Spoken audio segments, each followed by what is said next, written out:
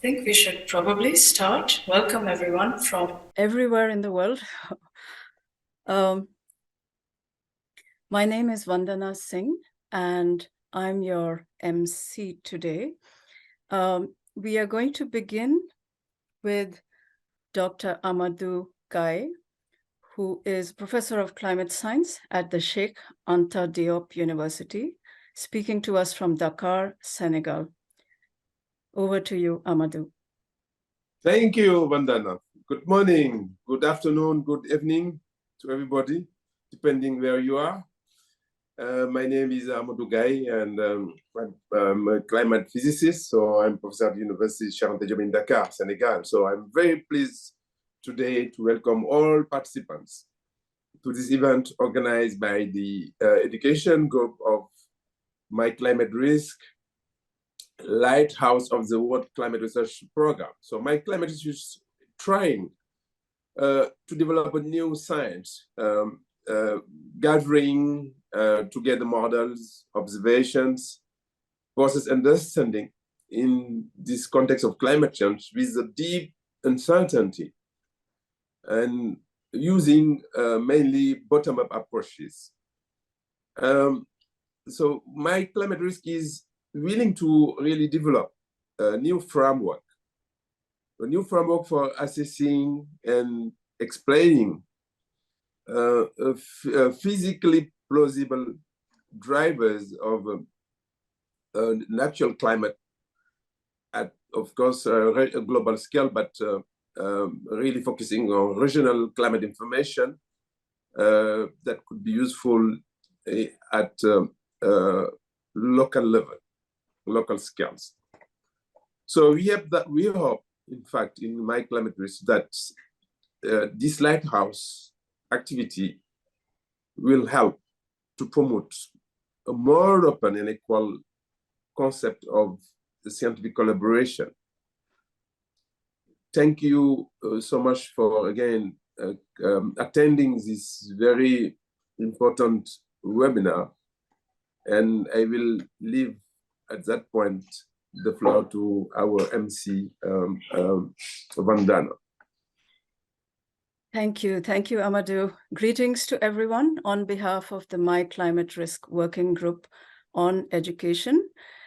Today is the second day of our exploration of climate science and colonialism. So I'm going to give you a brief introduction to the theme and also to the panelists.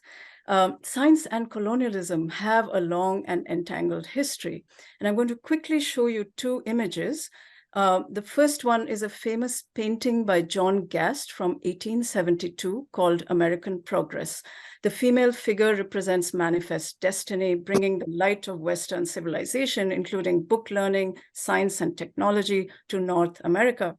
As settlers from Europe follow in her wake, she drives into the dark before her the native peoples and the non-humans of the continent. That's quite blatant, as you can see. The second image that I want to show you quickly is from the present day. It shows a tropical island ecosystem in the Indian Ocean, a biodiversity hotspot populated by the Shompen, a tribal peoples who prefer to live apart from civilization. In the name of development, the Indian government intends to build a transnational port and a township and a military base on the island, compensating for the loss of 1 million trees by creating a plantation 2,500 kilometers away in landlocked mainland India. So there are indeed many colonialisms. And as Gurminder Bhamra and Peter Newell remind us in their paper, More Than a Metaphor, Climate Colonialism in Perspective, our modern world is a colonial modern world. Colonialism is not dead, it has merely taken other forms. And part of its power is in the frameworks and paradigms that form the conceptual superstructure of such notions as development, progress, and knowledge systems, including science. Before I introduce our distinguished panel of speakers today, I want to briefly touch upon key ideas that arose in the panel discussion yesterday. Sociologist Laila Mehta spoke of the colonial roots of the current concepts of sustainability, adaptation, and mitigation. She explored how uncertainty and risk might be seen very differently by people at the top, middle, and bottom of the knowledge hierarchy, and illuminated these ideas with examples of fieldwork in marginalized communities in India and Bangladesh. Nikki Cruz drew upon her work as an interdisciplinary scholar focusing on peace and conflict studies in the Philippines and beyond to speak of the possibility of bringing the sacred to science, as well as the necessity of occupying spaces where neither science nor the sacred are respected. We then heard from Harriet Mercer and Tom Simpson, historians of environment and climate, who laid before us 5 major themes gleaned from their study of climate history and colonialism that help explain, among other things, contemporary power imbalances in climate research between the global North and the global South. They pointed out that the measurement and conceptualization of the global climate system and the investments in infrastructure were made for colonial expansion. The problematic epistemological separation of humans from the rest of nature and its material consequences was a consistent theme in the 3 presentations. These were enriching, particularly for physical scientists like us. Such subjects are not part of our formal education. And this gap is felt most acutely by my colleagues who are climate scientists working with communities on the ground. No doubt, today's panelists will further enrich and enhance our understanding of the troublesome entanglement of science, climate science, and colonialism. In order to break the mold of the conventional webinar a little, we have requested them to begin with a quote or a concept in a language of their choosing that means something to them and has relevance to our theme. A few quick words about the program. Assisting me are 2 colleagues from MCR's Education Working Group, Anna and Nadia, who will moderate the open forum after all the speakers have presented. They will also take short questions, clarifying or burning questions, from the audience after each speaker has presented. Following the Q&A, my colleague Paola will end the program with a summary and concluding remarks. I now have the pleasure of introducing our eminent panelists. Our first panelist is Dr. Yamina Saheb. She's an energy policy researcher at Sciences Po in Paris and an IPCC lead author. She has a really interesting background in energy, engineering, economics, and policy analysis. And she is also a member of the IPCC. Following Yamina, we have Margaret Rudolf. Dr. Rudolf is an interdisciplinary scholar at the International Arctic Research Center. She also has a really interesting background in Arctic engineering and civil engineering, and her PhD is in natural resources and environment, and she is going to enlighten us on co-production of knowledge with Alaska Native communities. Following Margaret's presentation, we have Dr. Rohan Deb Roy, who is a historian of science, and he is going to talk to us about the long view, the entanglement of science and empire. His focus is on the histories of empire and colonialism, on environmental history and animal history. And last but definitely not the least, we have Dr. Andrei Poljak, who is going to inform us about how ocean science is influenced by coloniality between the global North and global South. And in his very fascinating background, he has a PhD in maritime affairs and an MSc in evolutionary ecology, and he's also an advisor to the Brazilian government. So without further ado, I turn the floor over to Yamina. Good afternoon. Can you please allow me to share my screen? I'm not allowed, the organizer. And actually, the word that I prepared to share with you is Azul, which means hello in Berber language. I am originally from North Africa. And for because it was easier and simpler for colonial countries. We are considered as Arabic people, why we are not. So the origin of North Africa, people who are originally from North Africa are not Arabic, they are Berber, and in my language, hello means Azul. But because of the colonial history of our country, I am usually considered as Arabic. So I will try to... you try and share. It should be able to work. Yeah, now I am able to share my screen. So I had the opportunity to contribute to the IPCC report on climate mitigation. So I don't know how familiar is the audience with the climate change issues. So that's why I will first give you an overview of greenhouse gas emission, the past emissions, where we are today, and then I go to the scenarios because I am more interested in the scenarios, and I guess you will be more interested in the coloniality of these scenarios. And for you to understand why I do consider them as colonial scenarios. So if we look at emissions between 1990 until 2019, we start in 1990 because of the UN Convention on Climate Change, and because most of the countries have inventories starting from 1990, we see that emissions kept growing. We never succeeded in decreasing emissions, despite the fact that the number of climate, between bracket I put them, climate policies that we put in place is increasing. So the share of emissions that are covered by climate change in 2020 reached 56% out of global emissions. This is to compared to around 20% of global emissions covered by climate policies 10 years before, in 2010. However, there is an important shift that we see when we look at emissions between 1990 and 2019, is this shift, these percentages, I don't know if you see them well. So originally emissions, the share of emissions of North America and Europe were higher, and now these emissions have shifted to, for example, what you see here, Eastern Asia, which is in reality China, dominated, it's mainly emissions from China, have shifted to the east, and this is what makes some politicians saying, for example, in France, we hear that France represents only 1% of emissions, of global emissions. It is true when you consider these emissions, and you forget about one important point, is that these emissions are related to what we call territorial emissions, the emissions occurring within the administrative boundaries of our countries.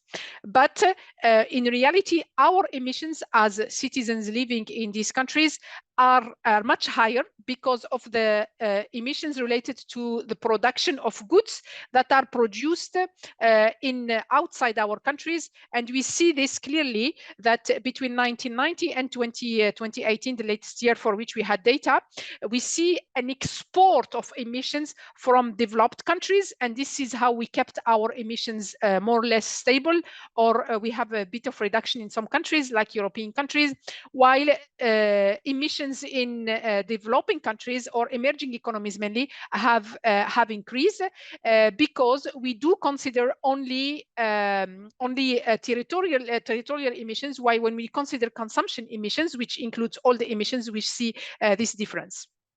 So this is the first thing that we must keep in mind.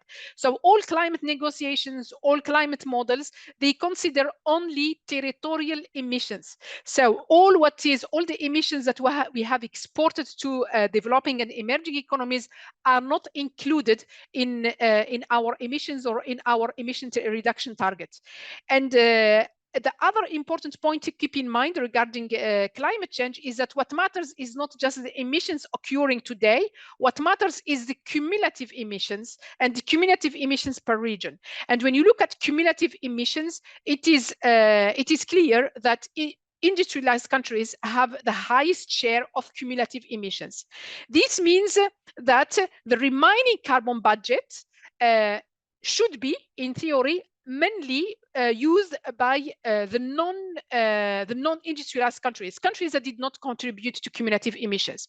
But in reality, it's not what these scenarios do. And in reality, for example, the climate neutrality targets that industrialized countries have set to themselves does not consider their cumulative emissions. So, for example, the European Union has a target to be climate neutral by 2050 by considering a pathway to reduce our emissions between 1990 until 2050. But it does not include the emissions, all the emissions that the EU as bloc did contribute to the global warming before this period. And if we would include these emissions, the European Union, the EU 28 with the UK should be climate neutral by 2033. So you see this gap in between 2033 and 2050. The gap in these emissions, the difference in emissions between 2033 should be zero, and what the zero that we will reach in 2050 are emissions that are in reality emissions that should go to developing countries, that should come from developing countries, but that we are taking. And that's why I do consider that not only that we created the climate crisis in developed countries, but we are colonizing the atmosphere. And then there is another way to look at emissions, is to look at the territorial emissions. This is what all the discussion is always about, territorial emissions, but we look at these emissions per capita. And when you look at these emissions per capita, it is clear who has the highest emissions today per capita and who does not have emissions, almost nothing actually. And those who are beyond the planetary boundaries, these countries, and those who are within planetary boundaries. However, we have to keep in mind this consumption emission issue, because, for example, Eastern Asia, which in reality is China here, an important part of these emissions are emissions due to the production of goods for the industrialized OECD countries. And that's why we must also look to consumption emissions. Consumption emissions are those that include as well the emissions that we exported. And in this case, we see that the picture is even more clear who has the highest consumption emissions per capita. This is the reality of today. And we could say, we could have different assessment of the reality of today, and how to move forward is much more important, I think, in the picture. And what we to see how to move forward, what we do, we have scenarios, and these scenarios are developed mainly by teams, by scientists in the global north. And most of the scienarios that have been included, the IPCC, just to be clear, the IPCC does not develop its own scenarios. The IPCC publishes a call to the scientific community to submit their scenarios that go until the end of the century, and that are Paris or not Paris compatible. The compatibility to the Paris Agreement, that's why I put it between brackets, because it is assessed only in terms of temperature and only. And based on all the scenarios that the scientific community has submitted to the IPCC report, to the IPCC database on scenarios, we have 700 scenarios. These scenarios that are considered Paris compatible. To be Paris compatible, the scenario must reach, the global warming must reach by the end of the century, should be below 2 degrees and preferably around 1.5 degree by the end of the century. This is the main criteria that is considered. And these scenarios are developed by teams, scientific teams in the global north. There are few scientists from Brazil, for example, involved in the development of these scenarios. It's an important network, scenario network, and you have only few scientists that we would consider global south. But Brazil today, you cannot compare Brazil to some other Latin American countries. And this is maybe the first correction to make, is to stop calling global north, global south, because in global south, China is part of the global south, India, emerging economies are part of the global south. Why there is much more capacity to understand what's going on in these scenarios, how to build them, than in the rest of developing countries. And then when you look at these scenarios, From these scenarios, we have different pathways. The first pathway is with the current policies. So scientists do not have direct responsibility in this, it's policymakers. And the other pathways where scientists do have a responsibility, the way they design their policies are these ones. These ones are scenarios that are Paris compatible, so below 2 degrees and aiming for 1.5 degree for the blue part.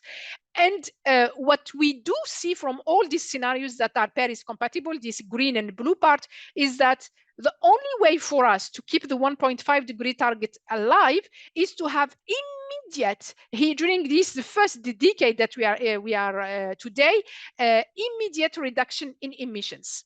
So knowing that, you would expect that we will have immediate reduction of emissions in the countries with the highest emissions per capita. But this is not the case. And to assess the coloniality of climate scenarios, of climate mitigation scenarios, I looked to a few indicators that allow me to understand how different scenarios are, how the level of coloniality of different scenarios, because all these scenarios are colonialist, but it's just the difference is the level of coloniality. These indicators are the final energy per capita, because the final energy is the energy that you consume at home. So with the current development that we have, the more you consume energy, when you consume more energy, this means that you have access to all modern amenities. And the second indicator is the emissions per capita. So what I look to in the emissions per capita, I look also to the emissions during this period, this decade, where we must decarbonize drastically. And based on the emissions per capita during this decade, we see who is taking the remaining carbon budget, or to whom it has been allocated in these scenarios. And then the third indicator that is easy to get from these scenarios is the energy intensity. The energy intensity is the final energy, the emissions due to the CO2 emission per final energy, because this gives you an idea about the penetration of efficient technologies. How efficient is your economy, which means how the access to efficient technologies. And then the last indicator I use is the indicator on carbon intensity to see the penetration of renewable energy technologies. All these indicators, I identified them by considering the Sustainable Development Goals indicators, and then what is possible to do with these global scenarios. And the surprise is this. So if we go to, I don't know where to put this one. If you go to final energy per capita, and keep in mind that we have to look all the time to 2050, but also for this decade. So it is clear that final energy per capita in developed countries, so North America, Western Europe, Pacific, OECD, is much, much higher than in the rest of the world. So I did not calculate all the the number of times that is higher, but this figure I think is clear that it's much higher. When it's much higher, what it means that when we say, and actually this, I selected here one scenario out of these scenarios that are 1.5 degree target. And I selected this one, but it's the same story for all other scenarios, because I find that the labeling this scenario sustainable development pathway is just something that makes me really angry. Because this is not sustainable development at all. This is a continuation of a non-development in developing countries. So this is the first indicator. Second indicator from the same scenario, I look to carbon emissions per capita. And I told you to understand if the remaining carbon budget, who is taking to whom the remaining carbon budget has been allocated. Keep in mind that we must decarbonize, we must start reducing emissions during this decade, 2020, 2030. So look at North America, Europe, OECD Pacific, and look at the rest. So basically the remaining carbon budget in this scenario, and it's the same for all these scenarios that are Paris compatible, considered Paris compatible, is allocated to those developed countries. And there is almost nothing for the rest, which means that these countries cannot develop in reality. So there is no need to go until the end of the century We already hinder development with these scenarios. And then if I look at the efficiency level, the efficiency is the opposite. So the more efficient an economy, the lower is the energy intensity. So penetration of efficient technologies is for the global north, and then the rest, non-efficient technologies. So they will continue with non-efficient technologies. And then if I look at it from a renewable perspective, the lower is the carbon intensity. This is a sign that we have high penetration, high decarbonization of the economy, which means high penetration of renewable energy technologies. So decarbonization will occur according to these scenarios only, or the access to renewable technologies is only for developed countries and almost nothing in the rest. Here we have negative emissions, most likely because in Brazil, Brazil is considered here, most likely because in Brazil they do consider emissions, negative emissions through forestation, something like that. So, and this scenario, this pathway is called Sustainable Development Pathway. Yamina, you have 2 minutes. Yeah. So there is another way around, which is what these scenarios is to consider in the design of the scenarios sufficiency policies. Why? Because sufficiency policies, we introduced this in the sufficiency concept in the IPCC report, but it's not in any global scenario, because sufficiency sets 2 boundaries. It sets the lower boundary, delivering human well-being for all. So in this case, we would assess these scenarios not only from temperature perspective, but also from delivering on the well-being for all. And it does assess also planetary boundaries. And this means when you look at planetary boundaries, this means that developed countries should stop emitting, should stop rapidly. I give you an example. In the case of France, it should be by 2028 that France should be 0 emissions. But of course, these scenarios are not about 0 for France. They are about 2050 0 emissions for France. This means between 2028 and 2050, France is going to take from the carbon budget of developing countries. And this means that by doing that, this means that in these countries, the human well-being will never be experienced. Thank you.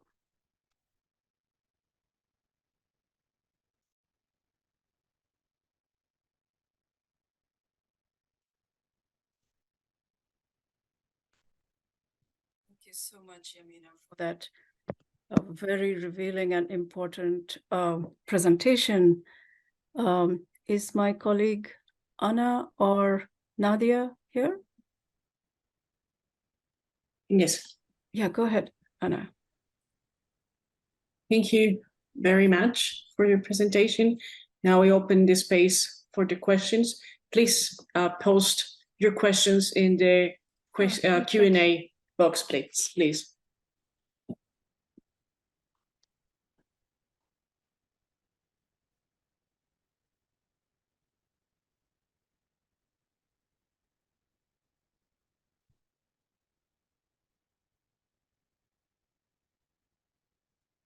So I was wondering if I could ask a quick question, Go ahead.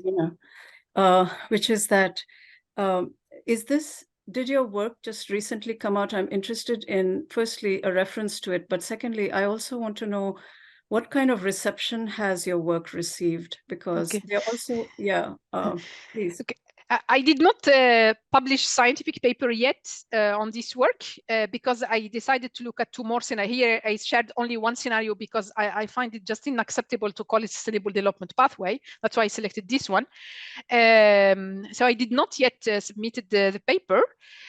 However, after the publication of the IPCC mitigation report, I was interviewed by Rosa Luxembourg, and during the interview, I said that these scenarios are colonialist or neo-colonialist. I said something like that, And following that, I had two different reactions.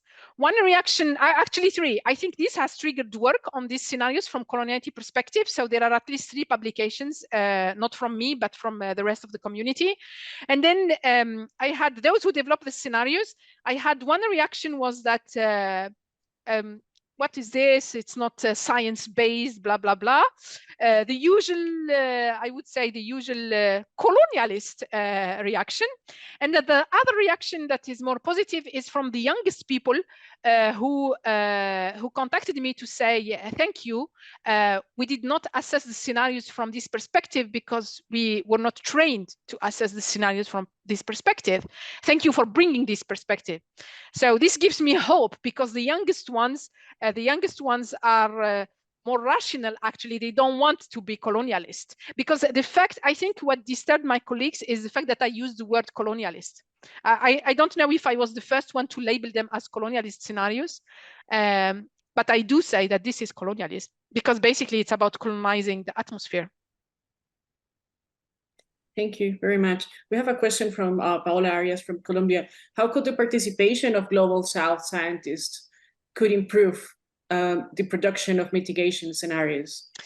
So we need to have participation of scientists from the Global South, and we need to work with negotiators that do attend, or the focal point, the IPCC focal point that attend the meetings, the IPCC meetings. These are the people who could require the IPCC to assess the scenarios from their coloniality perspective. And to include, I did not include in the presentation, but I did assess as well. That's why I did not submit my paper, because I am assessing with my colleagues who are the authors who have done this work, actually, who are the brains behind this work. And there is no surprise, there are no scientists from the South. There are few from, for example, from Brazil, but it's nothing compared to the global North. These scenarios have been developed with public funding from the European Union mainly. And that's why we have so many Europeans. And then you have people from Japan or the US, they do have funding. What I think we should have is international funding, maybe through the IPCC, to make sure that scientists from the South are involved in the development of scenarios. Yes, indeed. I think this calls for a coalition of scientists from the South working together to exactly push in that direction. Yeah. So thank you. This is so important. We really appreciate your making time to be with us today, Yamina. So sorry, maybe one last point. I am working on new please. modeling framework. If you are interested to be involved, drop me an email. We will have a workshop. We will have a workshop. I think it's 22nd of November, the third week of November, on this new modeling framework. So drop me an email if you are interested to join. It will be online. That's wonderful. Yeah. Thank you. Would you put Thank your you. We email have two more questions. Could you please put your email on the chat so people can also contact you directly? We have a question from Julia Minden. Thank you for the presentation. What do you think we can do as scientists, knowing these numbers, not only to avoid doing colonial science ourselves, but also to change something about this situation? I think scientists from the South must be involved in developing scenarios. And this is why we need this collaboration with the focal point in developing countries. The focal point must require the IPCC to include only scenarios where you have mixed teams, balanced mixed teams, for example. And then the scientists from the South, it's unfortunate, but it looks like it's a responsibility of scientists from the South to make sure that the scenarios are not colonialist, scenarios that go to the IPCC. Of course, people can develop these kind of scenarios, but just they should not go to the IPCC report. Thanks. Anna Sorenson says, thank you. I wonder if it has been discussed in the negotiations whether to base the calculations on consumption and not territorial emissions. No, I don't remember this discussion at all during the negotiation. I attended only the summary for policymaker approval for working group 3, and I don't recall this discussion.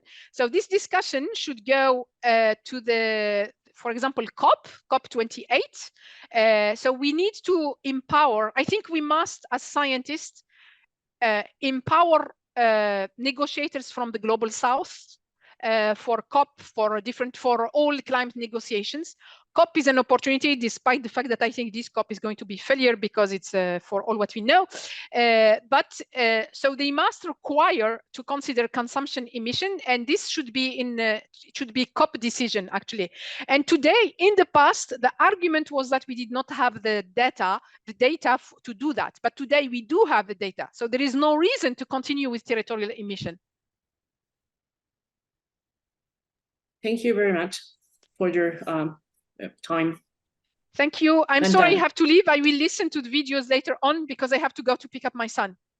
Thank you so much for organizing that. I'm just so happy that there is a network to end the colonialism, this part of the colonialism.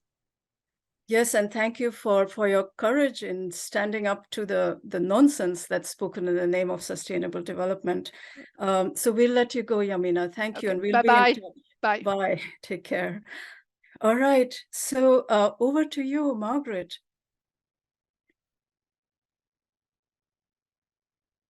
All right.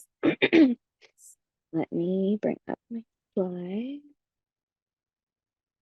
Okay, so the word I had was Uluotek, which is good morning in Inupiat because it's 6 a.m. in Alaska. It's very early. I'm tired. My name is Margaret. My Inupiat name is Anima. And I just finished my PhD studying co-production of knowledge at the University of Fairbanks. And kind of what I'm presenting today is one paper I did for my dissertation, but it's also going to be a book chapter in a book called Indigenous Voices, Critical Reflections on Traditional Ecological Knowledge. And I wanted, since my topic was co-production knowledge, I wanted to take the time to really do a critical analysis and a reflection on co-production of knowledge in the sense that is it actually beneficial for Arctic Indigenous peoples? And so just kind of an overview, I am right here where the star is in the middle of Alaska. It is a town called Fairbanks. The university where it sits is on a hill called Chafyara, is the traditional name of the Lortana Dene. My family originally comes from in the middle of the Bering Straits called King Island. And so I'm a Inupiat, so I actually live in an area that's not, I would not consider my homelands. But yeah, I just wanted to, I think it's kind of surprising because I think, at least in the US, was this assumption that there's a lot of homogeneous in natives and Arctic Indigenous peoples when there's a huge diversity of it, and particularly in Alaska. All these groups are different languages. And so I wanted to kind of introduce more concepts. So yeah, I come from the Mayak family, originally from King Island. This is a photo of my grandmother.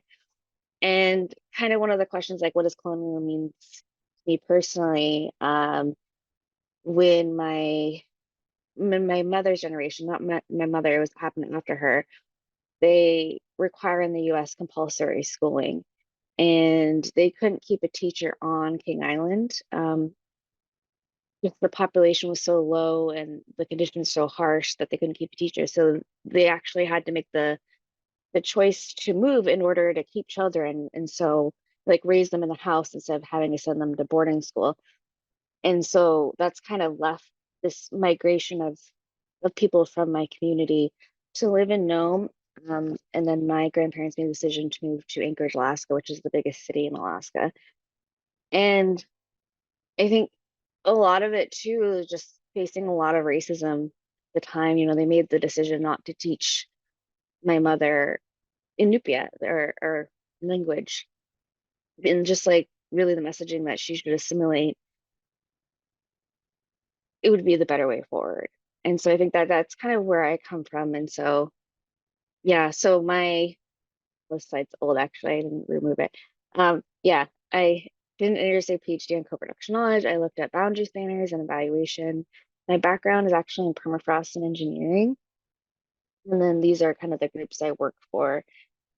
One thing I really explored as part of my dissertation was what does it mean to me to be an Indigenous scientist? There's a lot of disharmony of like how I see myself versus how other people see him, just because of bias. And so a lot of times people either see me as Indigenous or scientist. And I think people really don't see that as like a holistic, like could be both those things. They just kind of want me to put that into a box. And so I kind of debated like, well, what does it mean to me then to be a scientist?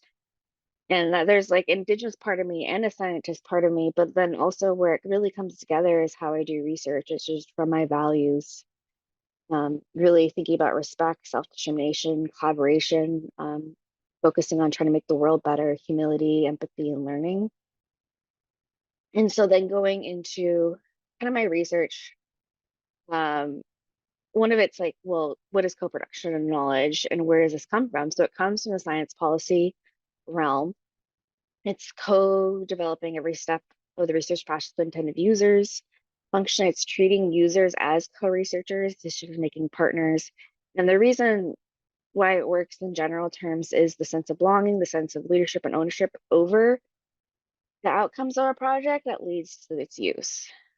But when you start trying to do co-production knowledge with marginalized communities, such as Indigenous people, it's their context is the historical and present day colonialism, racism, and inequality.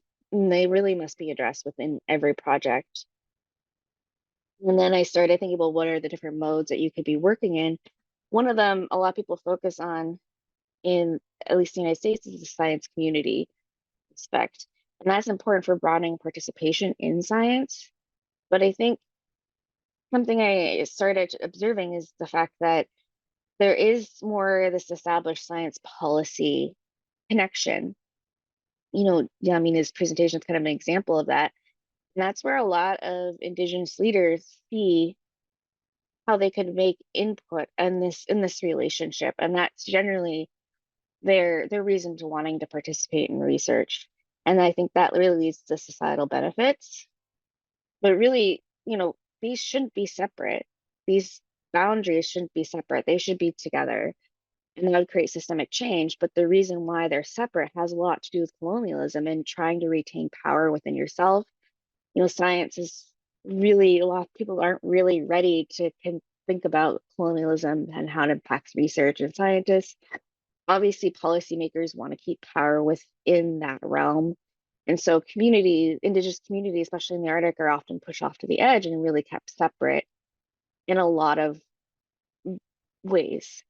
And so just kind of, again, refocusing on like co-production knowledge, there has been distinct shift in the broader literature, which I'm just briefly kind of showing here, in the sense that these are two different papers that try to characterize different co-production knowledge, and you see a distinct shift from like use type things to actually like this underlying motivation in the sense of like relating to power and politics, which is really, that's kind of where I get really engaged with co-production knowledge. So I find it really interesting, these perspectives and how it applies to working with Arctic Indigenous people. There's also this model that was developed specifically for working with Alaska Native communities. It's called Yamina, and that is actually a Yupik.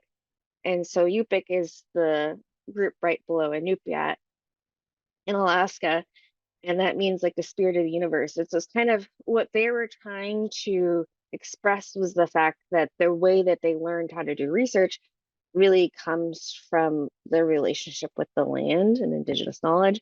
And so you have co-production knowledge in the center here, and then this like middle part here, which is all the steps in doing co-production knowledge, problem definition, developing methods, that thing. But then this outer ring has more to do with, it's almost like another layer in regard to decolonial research as well as Indigenous methodologies that is really important that you need to do in order to achieve co-production knowledge with Indigenous communities. And this is a kind of one way I like to talk about it too. So this is triple loop learning, and that framework comes from that paper, Paul and Wolf's, but I kind of adapted it for trying to explain this concept, which is if your outcome is actually indigenous resilience, how do you actually achieve that? And a single loop would be just scientists researching solutions as normal, which can have iterative improvements towards that. It's fairly small, which sometimes, you know, it's not, I'm not saying it's not necessary, but it is. It's not what will ultimately lead to indigenous resilience. Co-production of knowledge, because you start including the communities within your research, you start asking questions like, are we solving the right problems, which does help some. But then if your real goal is indigenous resilience, it comes through indigenous self-determination. And indigenous self-determination in the sense of respecting indigenous sovereignty over land and having in life, and allowing them that space to do that. And there is some elements of indigenous self-determination in co-production knowledge. That's why it's a bit better, but it's not the end all be all in trying to do research. It's having to do with indigenous self-determination is the ultimate goal. And so when you start looking at research as a colonial act, I feel like I'm going too slow, so I'm going to speed up. It has a long history within the United States, and particularly with indigenous people. 1969, Vine Deloria Jr., Pastor Died for Your Sins, raised a lot of these same points that are currently being raised again, that things just really haven't changed. Indigenous methodologies is different than critical methodologies in the sense it's indigenous people practicing self-determination, how they do research. When you start looking at like why research can be a colonial act, you know, the scientific revolution happened at the same time as the end of monarchs in Europe. And so there's a lot with individualism, rational rules of law that came up, imperialism, so creating justification to do colonialism. Supremacy comes from that, placing the other in a devalued position, defining power, in the sense of it's scientists that generally get to say if something's valid or not. And that's kind of a more nuanced way of how research is a colonial act, is whether people are doing that. And so some aspects that come up when you start looking at what does it actually look like, you know, co-opting indigenous methodologies, which is reinterpreting them, representing them, rearranging them in a way that's not what they're trying to express. One way to think about it is like you should learn from indigenous methodologies, you should learn from indigenous laws, but careful not to co-opt them.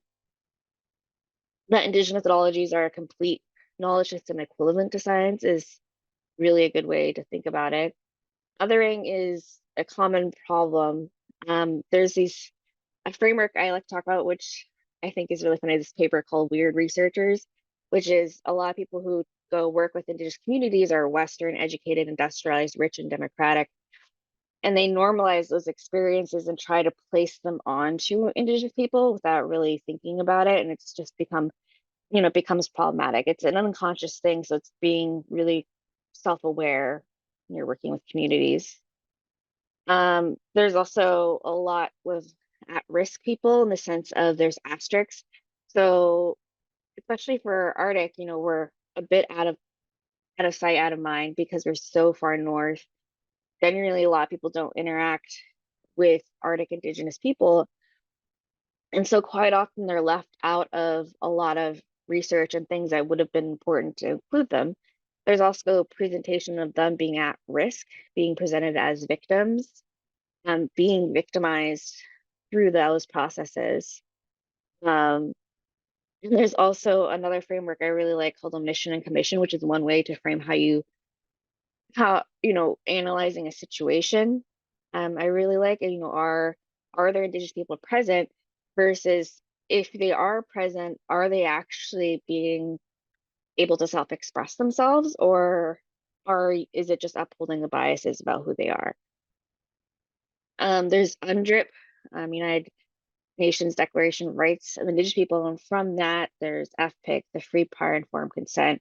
And so free is really self-directed by the community without expectations or timelines. Prior is doing before any activities begin, including authorization, early in the planning process, and consent is an ongoing process, meaning that people can withdraw consent at any time. And then there's a foundational paper when you're looking at Indigenous people of America called Decolonization is Not a Metaphor by Tuck and Yang. And decolonization can only mean reparation of Indigenous land and life.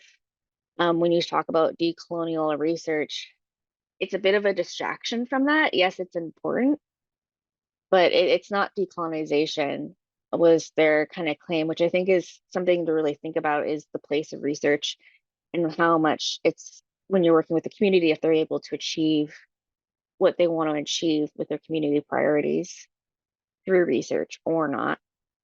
And then they have this concept called settlers moved innocence, which are strategies used to avoid guilt and responsibility. So it's claiming naivety. You know, I didn't know, how could I have done it if I didn't know?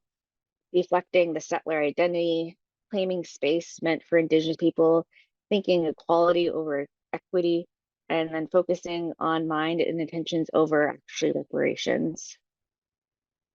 And that kind of all faded into how I analyzed NSF's navigating the Arctic. So NSF is National Science Foundation. It's a U.S. agency. It funds a lot of the research that happens in the U.S. And they had this program that was ran for 5 years. It actually just ended. It started in 2019 was the first cycle for it, the funding cycle. And they really pushed doing co-production knowledge with Indigenous communities. And the main goal from their call was to enable resilient and sustainable Arctic communities. And that program got special criticism from Indigenous leaders of Western Alaska. There's a website, you can go read them. They got 2 letters from them, an initial letter, and then after lack of response, a second letter.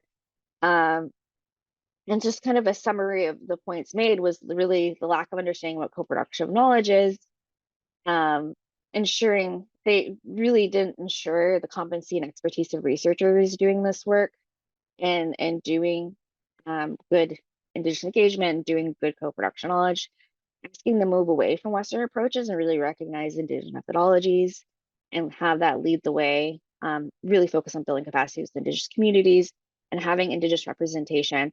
There was no involvement of Indigenous people within the development of that program. And so it's very problematic in that sense of like, how can you design something when you don't include those people and if it's supposed to benefit them? So kind of bringing that element from before into NNA, claiming naivety. I think there is that sense, you know, that they misuse the term for what a co-production knowledge is, not actually practicing it. They really didn't take responsibility. They kind of disregarded those letters. They really, you know, I think they did try to do their best within the limitations that they had. But really, you know, the action from that is really need appropriate peer review process. The othering aspect, you know, they really didn't support self-determination within the projects. There's a lot of setup that a lot of researchers came in with a savior mindset. There was no free, prior, and conform consent because they didn't do any engagement with Indigenous leaders of developing this program. They really presented Indigenous people, you know, they talked about as facing unprecedented risks. And they didn't really present Indigenous people as leaders, but only as victims. And so kind of my concluding thoughts in thinking about NNA, because it's something I've participated in, like, what's my role? You know, I studied it and did a critical analysis because I want to know how it's better for myself. You know, I had to consider myself part of the Arctic research community, not separate from it. Yes, I'm Indigenous, but I'm also a scientist. And like, you know, I'm part of trying to make it better. It is a step towards the right direction, just was very messy. There's a lot of tension, a lot of dialogue, but I think it really helped because people started getting exposed to concepts of colonialism, and a lot of, you know, that's not taught in America. And so a lot of people really were unaware. And I couldn't really have done my PhD without NNA, and it being a place where I could learn a lot and speak a lot. And then I think my concluding question is like going back to like, what's the purpose of NNA? Is it for resilient communities or is it to fund research? And that kind of brings me back to this figure about triple loop learning, is that navigating the Arctic was here. And I think the indigenous leaders were here. And so it was just like, to the program, people that developed that program, like this is all they thought.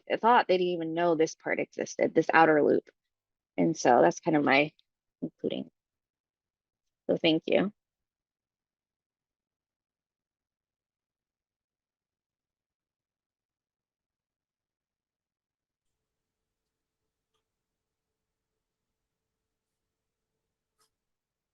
Questions? Nadia, go ahead. Yeah, thank you, Margaret. Yes, if anyone has some burning questions for Margaret, then you can write them in the question and answer box.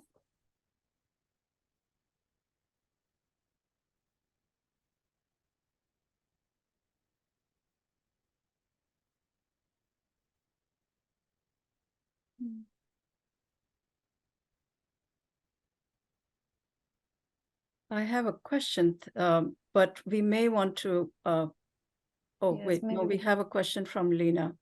Yeah. In your opinion, how can we as scientists, students, and climate activists remediate between science and the spiritual? Do you think the scientific climate community is moving towards accepting the spiritual or religious in its research and interactions? I think so. I think it is starting to become more accepted. You know, it's, you know, if I'm working with scientists in that sense of like they want to do work, when I really talk about that concept I did of like really like, who am I? What are my motivations? And having that deep understanding of self, that's something that's taught in indigenous methodologies, is like the first thing you do is really that deep self-reflection. Why are you doing this research? What are your motivations? What is your relationship to the topic, to the people involved? How do you have accountability to those people? So I think there's movements, and that's kind of the way I kind of talk about like exploring some of those things, and then just not thinking that like science is above everything. Like that's the ultimate, like science has its advantages, obviously. I think the way science is done with like scientific methods type science, you know, has validity in certain places, but it's not the end all be all. It's not the ultimate thing. You know, there's other ways to do things, and that should be equally respected and have its own strengths. Okay, thank you, Margaret. Maybe we can just continue with the next speaker, and then we will have more questions in the open forum.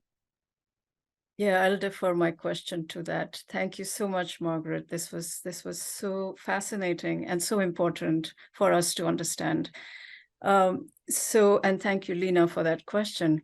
All right, so I'm going to request Rohan to please take the floor. Hi, everybody. I'll just take a second to share my screen. Just a second.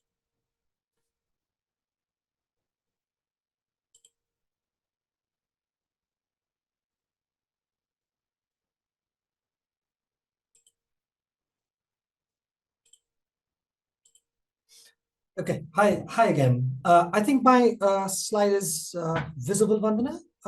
Just wave your hand or something. Okay, yeah, super. Okay, I think the mandate from Vandana was that we start by talking a bit about what we understand by colonialism, and then perhaps flag up the theme of our conversation today by, you know, referring to any word from our own language that is kind of relevant to today's discussion. So I would take both of those sort of instructions in order and begin by a little kind of snapshot as to what we mean by, personally, I mean by colonialism. So here is this image, a poster actually from the 1880s, and it is attributed to Sir Walter Crane. It was published in the London-based magazine Graphic in July 1886. And this is a reflection of the self-image of British imperial propagandists at the high noon of imperialism in the late 19th century. Just to preface what I'm going to say, I wanted to just confess that I'm a historian of colonialism, and therefore much of my comments and reflections would be shaped by my vocation and background. So this, if you like, map is at one level kind of an demonstration of imperial pride. It certainly talks about expansion, the geographical expansion and the extent of British Empire, the world on which the sun never sets, and an empire with an extent that the world has never seen. Those kinds of claims were quite common amongst British imperial propagandists in the late 19th century. And a claim for the grandeur and the vastness of imperialism is, of course, evident by this suggestion that this is an empire of great antipodal extent, all the way from Canada to Australia on the one hand, from the southern tip of Africa to South Asia. It's, of course, an Anglo-centric imagination of the world. As you can see, the British Isles are located right at the center. But the claim, of course, is this tiny dot on the world map is now dominating this vast landscape across the world.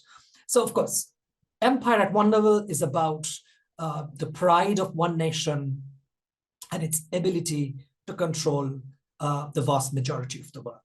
But at the same time, imperial propagandists are also, I guess, inspired or perhaps motivated by this desire to say that, hey, this is not about loot and plunder or about exploitation or extraction. It's also about a white man's burden. You know, it's always designed by the exalted ideologies of empire. So which is why, if you see at the top end of the image, the idea is that Britain has established this amazing world empire, not by violence and exploitation and killing and maiming people, but by the message of freedom, ironically, fraternity and federation.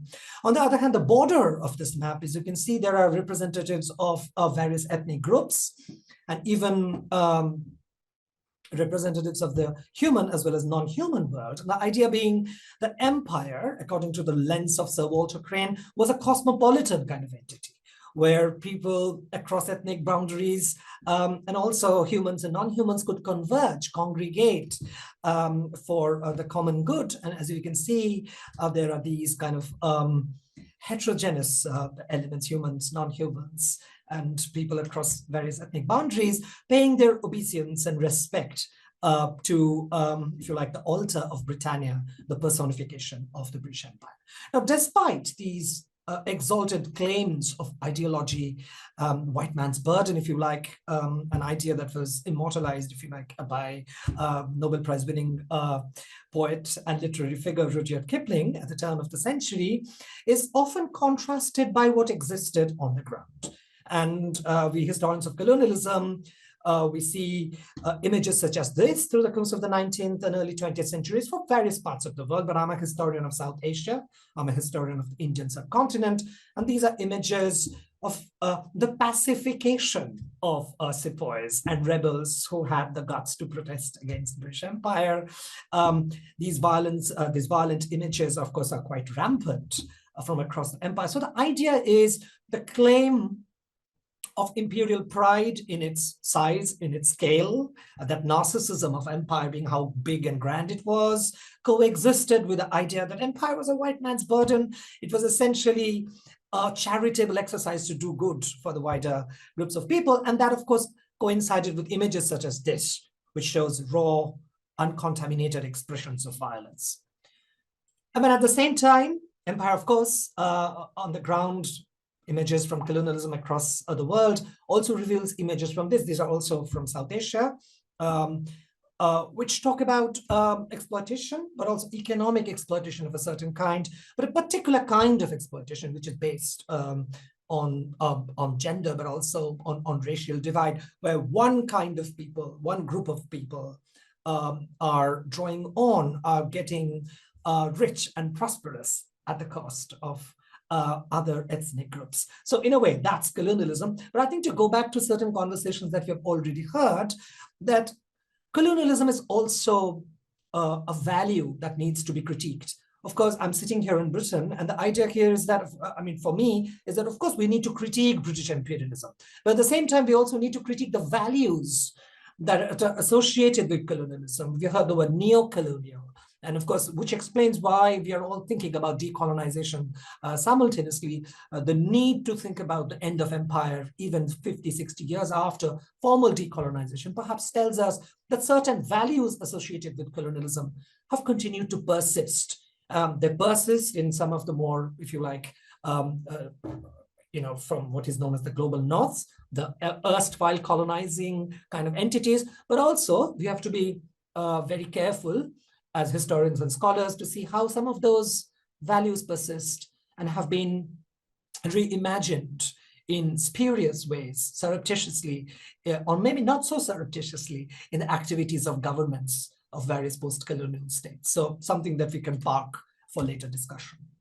So given this background, the Bengali word for me, which we might think about of some relevance in this discussion about climate science, but the relationship between science and colonialism more generally could be Shammo, which can be translated into English like many Bengali words into various ways, but the more obvious definition, translation of Shammo in English would be equality. But also it has other meanings, such as Shammo can also be translated as symmetry, as a balance, or indeed as equilibrium.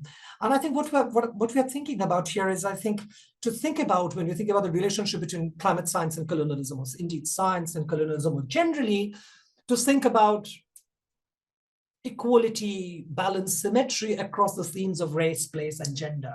Maybe I just wanted to flag up some of these ideas for later a discussion, and maybe proposing the need for greater discussions between climate scientists, or maybe scientists more generally on the one hand, and representatives of the humanities and social science, such as myself, a bit more kind of closely in the near future, which is why I congratulate Vandana and colleagues for putting together such an amazing kind of couple of days of discussion and reflection.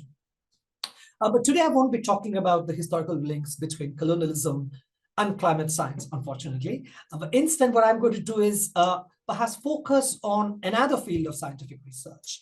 And for me, the case study would be the field of medical entomology, the branch of science that examines the links between insects and diseases. And my purpose here is twofold. First, to explore possibilities of shared conversations and alliances between historians who work on climate science on the one hand, and historians who work on medical entomology on the other.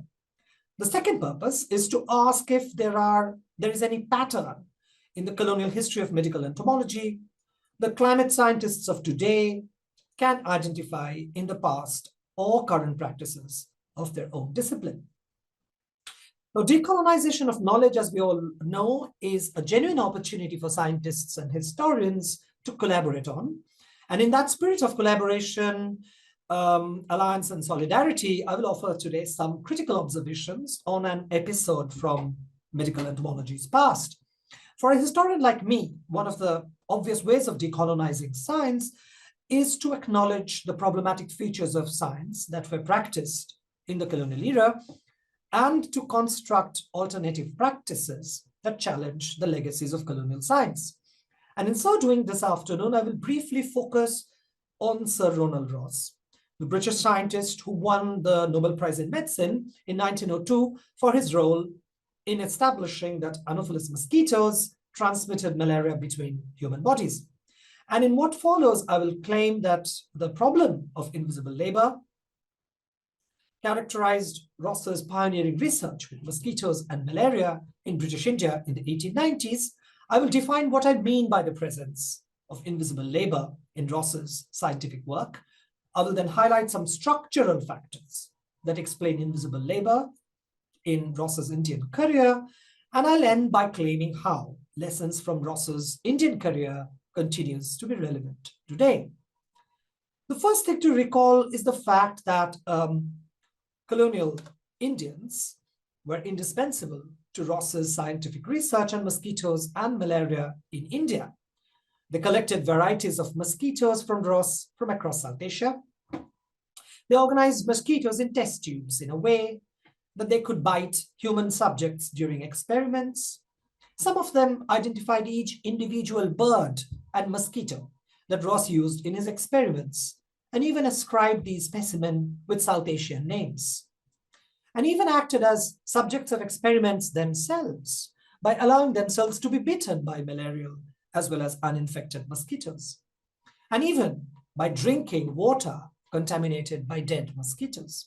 And one of them, Mohammed Bucks, wrote in a private, Ross wrote in a private letter to the pioneer of research in tropical medicine, Patrick Manson, in a private letter that Mohammed Bucks, the gentleman in the center, could make a mosquito do anything. But why do I call the contribution of Ross's Indian associates invisible? This is because their labor in the scientific process is somewhat unsung. A sustained, systematic, and coherent appraisal of their contributions is mostly absent in Ross's writings from the period. Ross's hesitation in memorializing the contributions of his Indian associates was in sharp contrast with his lifelong vigilance of how his own legacy was being celebrated.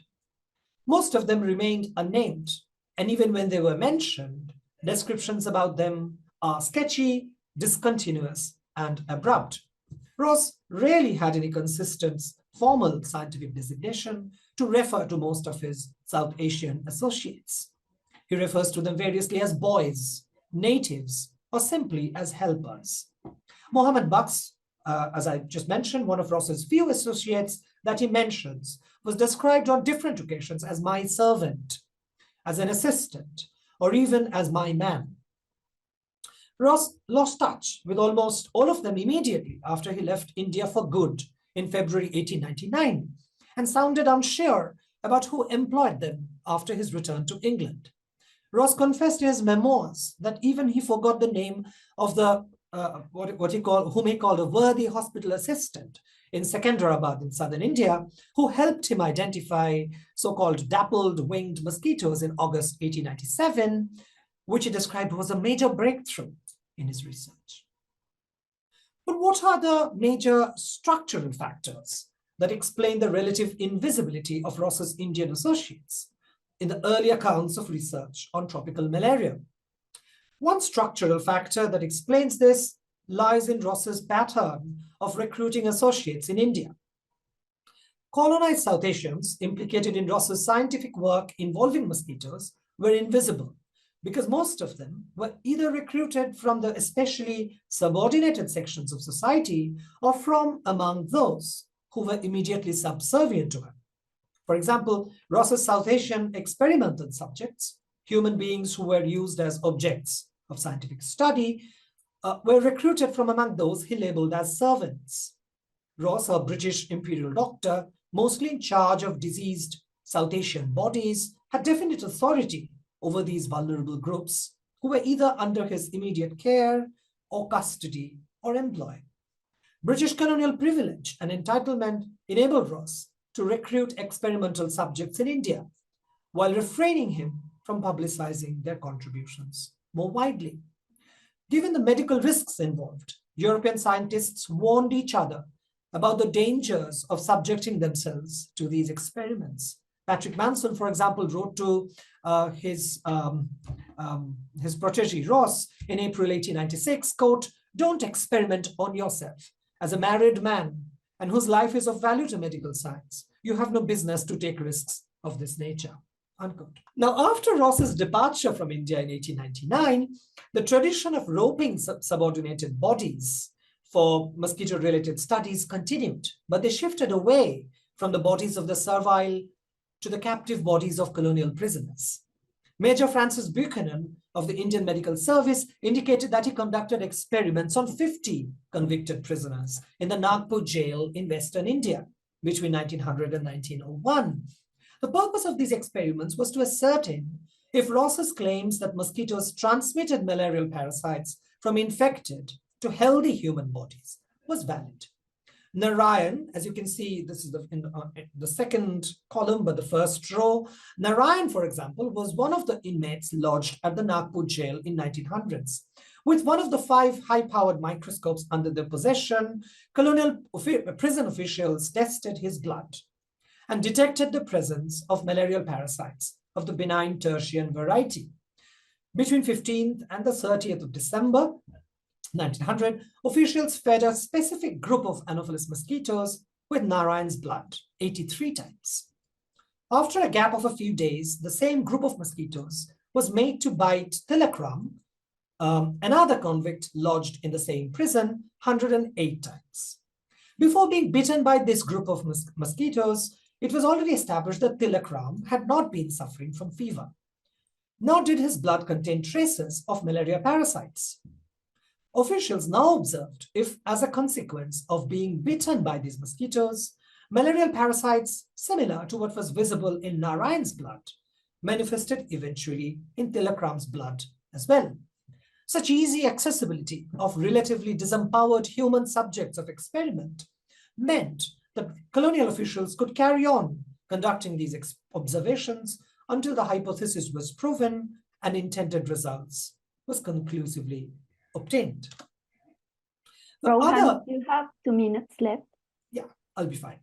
The other structural factor that explains the relative invisibility of colonized Indian associates in Ross's accounts is the question of race. Ross's comments on the wider society from which his South Asian associates and experimental subjects were drawn were pejorative. In 1901, Ross recommended that in order to protect themselves from malaria, European travelers should avoid sleeping in native houses or where natives have slept recently. In his Nobel lecture, Ross stereotyped sections of South Asians who would be less amenable in becoming experimental subjects as superstitious natives of India. But he was more blatant in his private letters. Reporting an incident to North Bengal where apprehensive South Asians had caused disruption to his work, Ross wrote, "The native of India is nearer really a monkey than a man." For Ross, entomological research on mosquitoes in 1890s India was connected simultaneously to European efforts to colonize as well as civilizing the tropics. Ross compared the discovery of malarial mosquitoes with Christopher Columbus's discovery of the Americans, comparing this that it was a gift to the world of civilization. So the tropics, by definition, were uncivilized, and through scientific research, the tropics will be sort of invited within the fold of civilization. Now, exactly 100 years since Ross published his memoirs in 1923, questions emerging out of Ross's career have not become totally irrelevant, most importantly in the field of global health, where scientific work is conducted in intercultural settings. Professor Madhu Pai, a leading expert in global health at McGill University, have alerted us to the many ways in which examples of invisible labor persist in current global health research. For example, even when research becomes transnational or indeed intercultural, Western researchers have been seen to monopolize credit, as in the case of Ebola. The BMJ, the British Medical Journal, has recently reported that even when research is conducted in Africa, African researchers are often neither first nor senior authors. They're often seen to be stuck in the middle. A study in The Lancet concluded that often field workers who collect data for projects in low and middle income countries are not adequately credited. So how can we ensure that the credit for scientific work is distributed among the deserving without letting recognition to be monopolized by a select few? How can we ensure that recruitment of human subjects of experiment are not based on asymmetries of power? How do we evaluate the ethical value of experiments that scientists would conduct on other social groups, but wouldn't normally conduct on their own?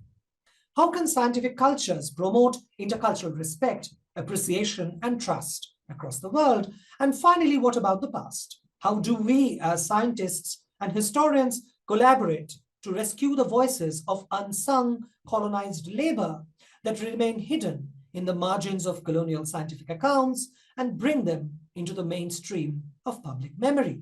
These are questions that should concern students of global public health and global climate science alike.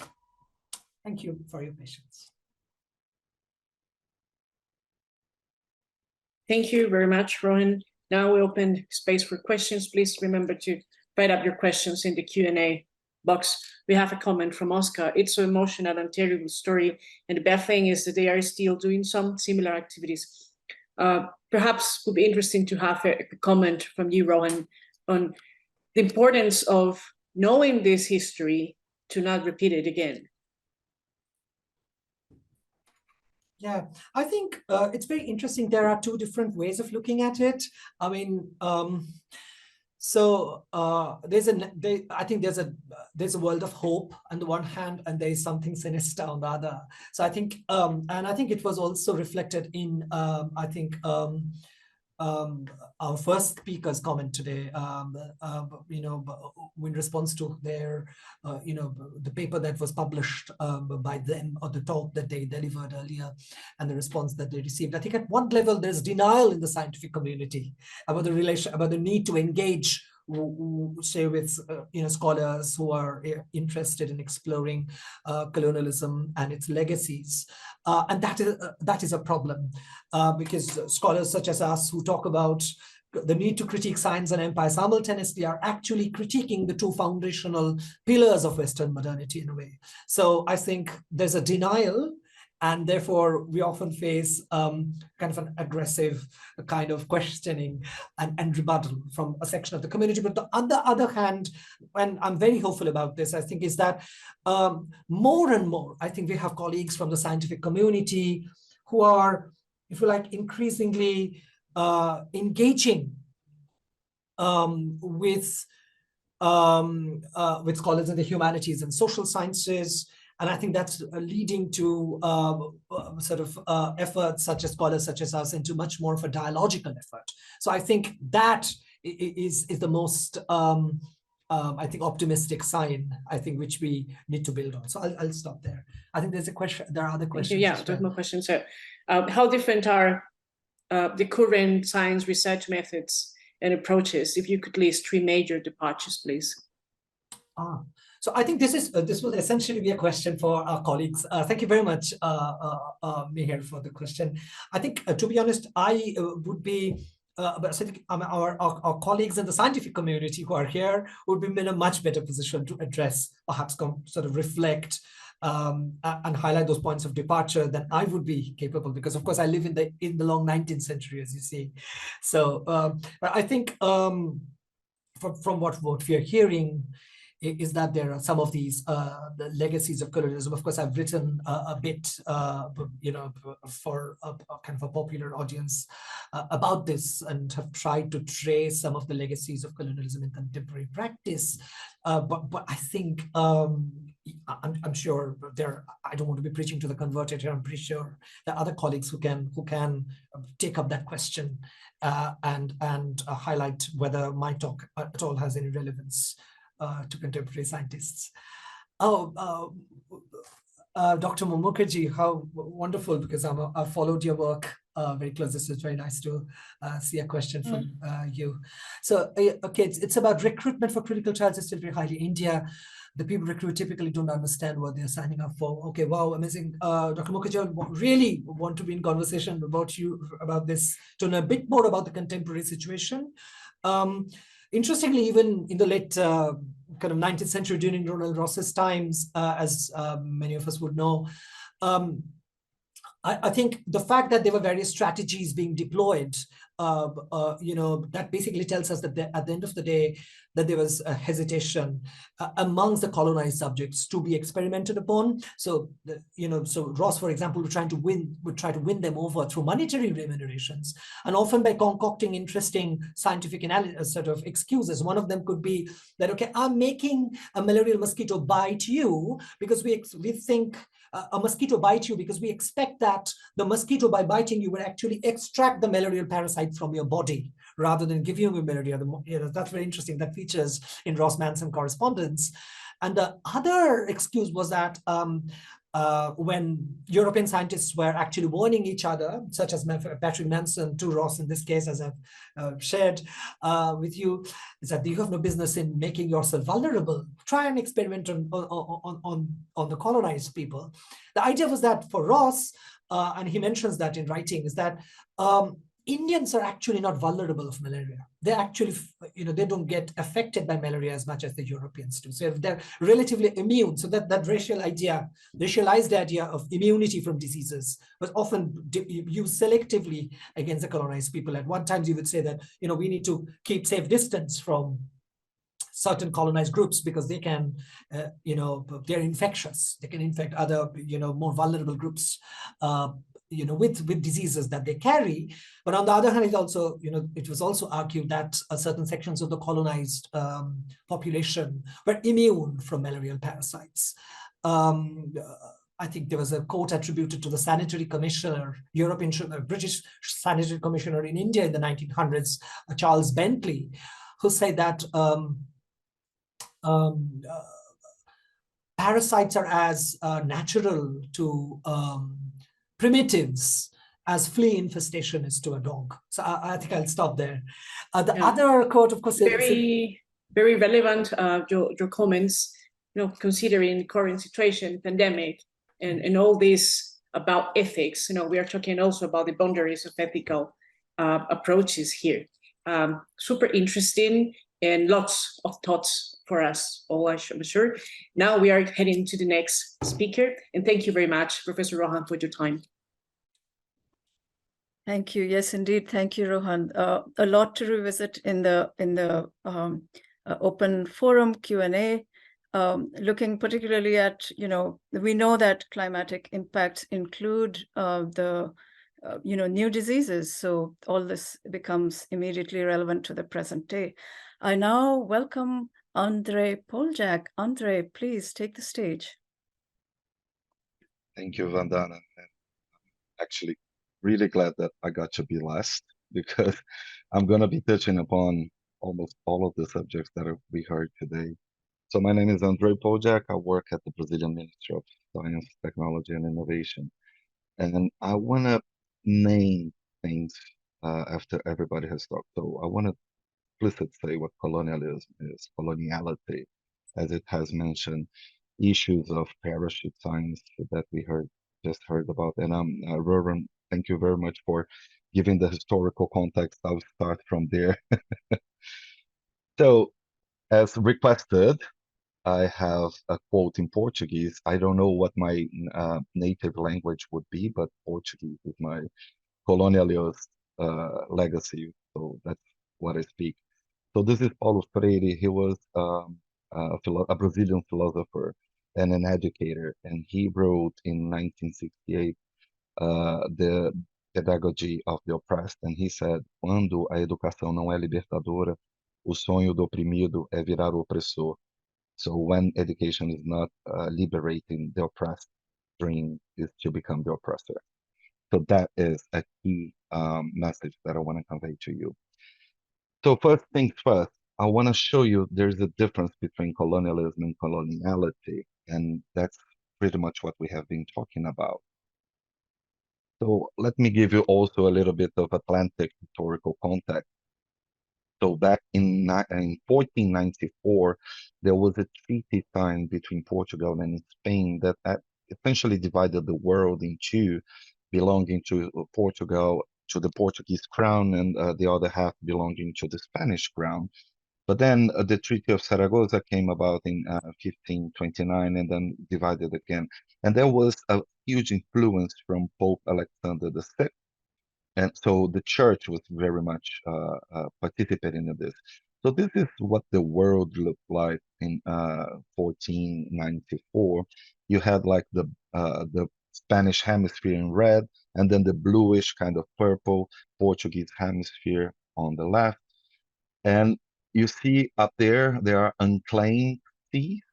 So those unclaimed seas are exactly the seas that bathe Europe. So this is very much the basis of colonialism, historical colonialism, where we had the world that was divided into, and it was divided by the sea. So that's why my passion for the ocean.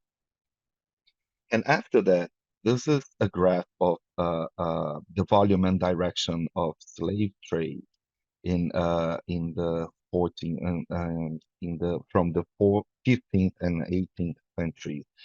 So this is how many people were taken out of Africa and left in Brazil, in the Caribbean mostly, but also other parts of the world, and where they came from.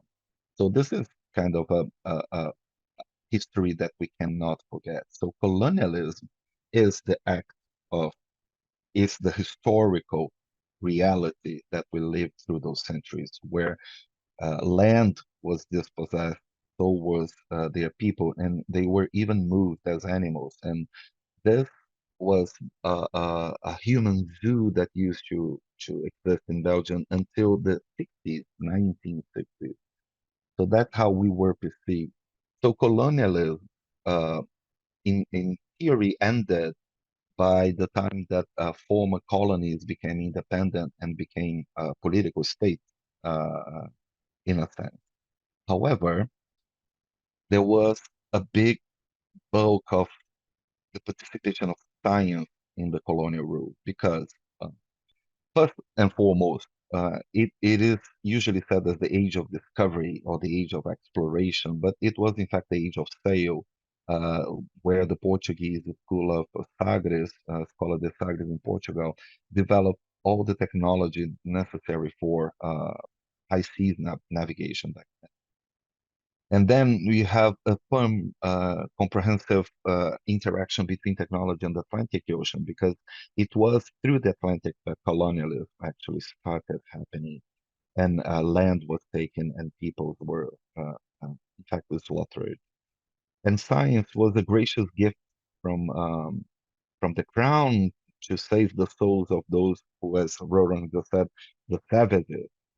And by that time, science and Christianity and Christianism were very much intertwined. So the discoveries, the very first discoveries and descriptions that we have in terms of identification and classification, both for natural resources but also for peoples, were done by priests and missions, and they taught not just the faith, but they also taught the language, written alphabet. So they started spreading out values and beliefs that were from Christianity, and there were and therefore were also Eurocentric. However, what we say today, what we deal with today, is a coloniality. So the right term is coloniality of power, and that term was developed by this researcher, this philosopher called Aníbal Quijano, and further then taken by the works of Walter Minolo on decolonialism. So coloniality power actually states for the living legacy of the colonial rule in contemporary societies in the form of social discrimination that outlived formal colonialism and became integrated in succeeding social order. Meaning that, as Walter Minolo said, we have never been modern. So modernity, in a sense that we understand today, is actually a colonial value and Eurocentric value, completely dismissing the cultures and the knowledge systems of, as we heard today, of other people. And thinking about today's coloniality actually means critically exposing races and other social values that we still have today, the differences between genders. I would like to highlight that there is an ethical people in Brazil, indigenous people in Brazil, that in their language, in their natural language, they don't have a difference between the first and the third person in a grammar. And that is because their understanding is that there isn't a me or an I, but there is an us, and that us will also include non-human beings. And nature in itself is all together in one sense. And that was lost through the legacy of colonialism. So coloniality has been used by scholars to explain or at least shed some light on how and why we have this alluded other, how we see people as others and not just as humans. It also backbones the assistance philosophy. So those are in need. So people are in need of something, and in need of something completely dismiss what happened in history and how we came to be society as we are today. Also, coloniality explains why we have this ranking of humans and who sets the ruler, who is the standard that we should be living by, and who are the last humans until no human at all, until we dehumanize bodies and people. And it also helps to explain parachute science. So parachute science is a term that I personally don't like much, but it stands for exactly what Roran was saying. Researchers come from the global north to the global south to do field work, but they don't leave any capacity behind. They don't include local researchers into their scientific papers. They don't. They just exploit and again colonize the natural features of the global south.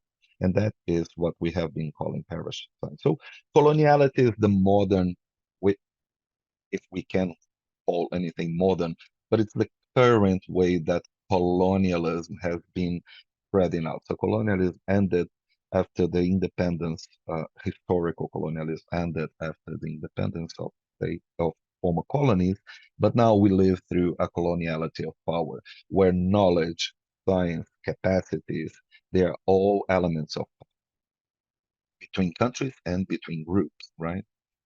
So one of the many consequences of coloniality, and this is a figure that we have been working for a specific paper, it brings where you read WOA, it stands for World Ocean Assessment. So there were two of them. So this figure shows the self-denominated nationality of the authoring team that participated in global reporting exercise, meaning that those are the science, the data that will feed diplomatic negotiations at the end of the day. So the World Ocean Assessment 1 and 2, and through the IPCC, in this case, it's not the sixth report, but that is for the special report on ocean and the cryosphere, and also the IPBES report on biodiversity loss. You see a tendency, right? So the majority of the authoring teams are self-determined, coming from Europe and Central Asia, and then followed by North America. If you do a mean number of countries in those regions and the capacities in there, you will see that it is highly unbalanced. So we are kind of safe to say that the science that provides information knowledge to global diplomatic decision-making on environmental issues are biased into a certain type of science. And that has been published before, essentially because those reporting teams, they usually dismiss knowledge which is not published in a certain level of scientific excellency, including the impact factor of journals.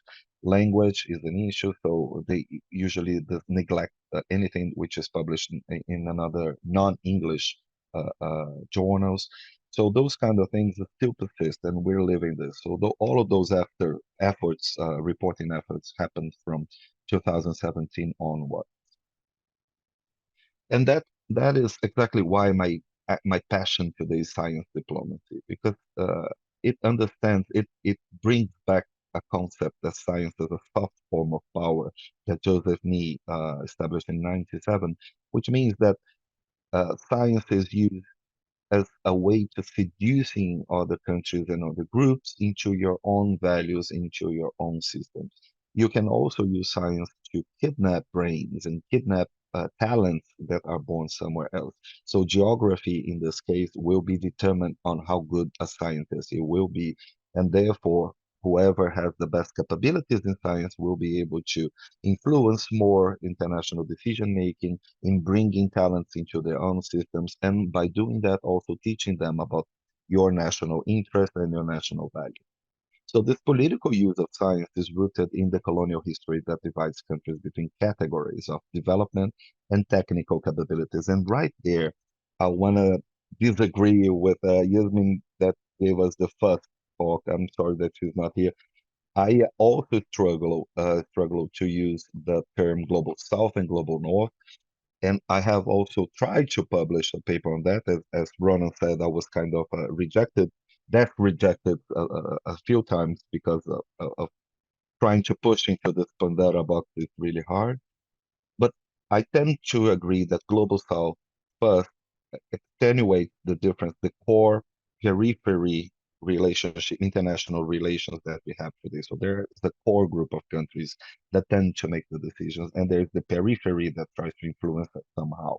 On the other hand, the Global South is not a geographical or a developmental category, but it's rather a political, epistemological category. So by looking at that, and I'm from Brazil, I assure you, India, Brazil, and China, we are from the Global South. It's a matter of influence and epistemology rather than a matter of development, economic development, or geography.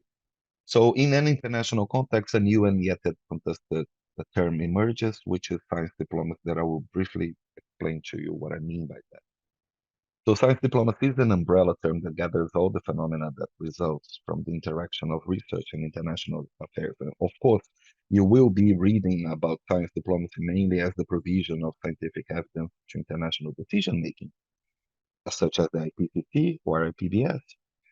You will hear about research projects fostering dialogue among nations, even when they have conflict somewhere else. Like you have CERN, SESAME facilities, the International Space Program, and so on and so forth. You'll also hear about the international funding and support for science, which is a good thing, and research influence foreign policy objectives, like we should do better, we should stop emissions, and things like that. And on the other hand, diplomacy influencing research agenda setting. So the amount of funding that went to climate research increased highly after the IPCC started giving us scenarios and models. But also you have to bear in mind that the use of scientific evidence to influence international decisions can be for national benefit, and that national benefit can also include industry, as Yasmin also showed us today. Scientific capabilities become a country's soft power, so they can do exactly as I said before. Promotion of Western values and colonial science is the legacy, and it's also studied under the umbrella of science diplomacy.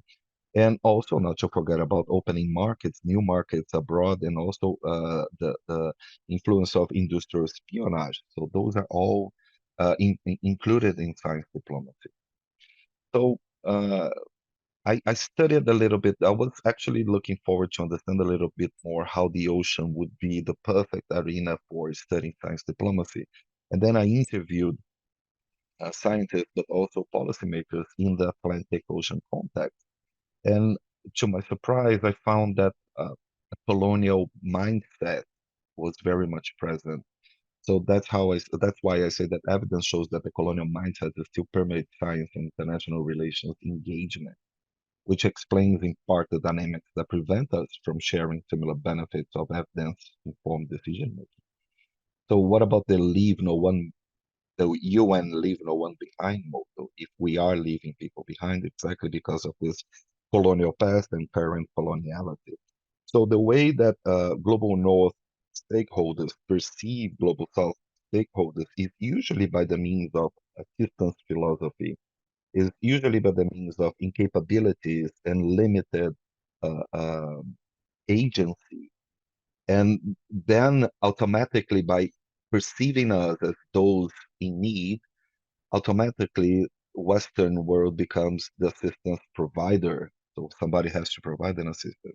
And then we neglect and completely dismiss the knowledge that we have in the South. So that's a preprint that we have tried to publish in different journals, and always the editors come back saying, well, this is no interest to us. We don't want to open that Pandora box, so on and so forth.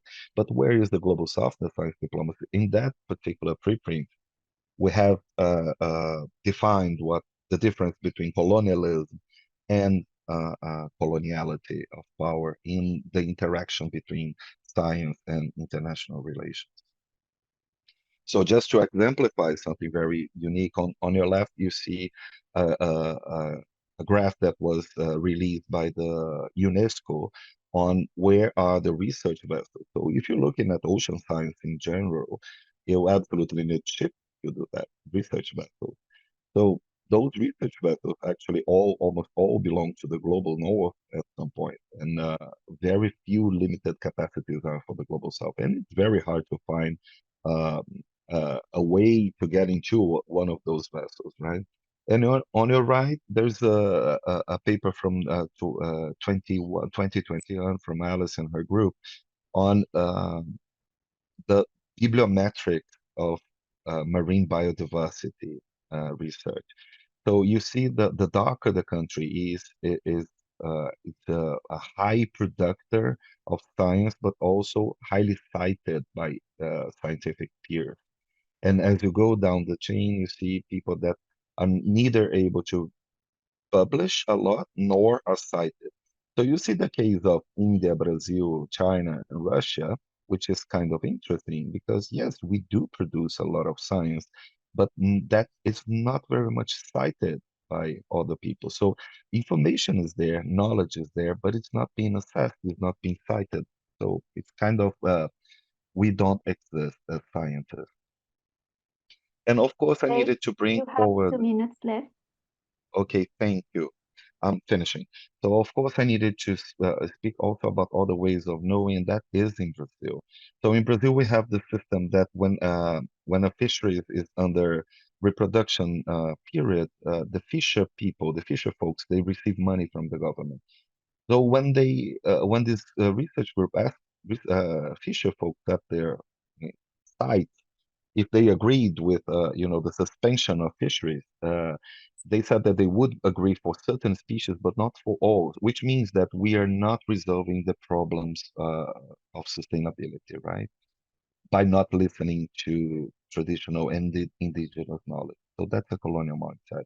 So I want to bring to you two perspectives. The first one is Frantz Fanon's Black Skin, White Math, which speaks a lot about colonialism and how it has influenced us. And the other one is a recent book by Jonathan called Ezumezu. It's an African philosophy that means that if we foster this opposition, if we foster that there is a global south and a global north or the other, and we will be reproducing the same colonial values. So that is a very interesting perspective on how to give up all of that and just become human beings belonging to the same group. And by that, I just want to finish showing you very recent tweets and things that just say that like part of the panel on World Science Forum on the issue of science and human science.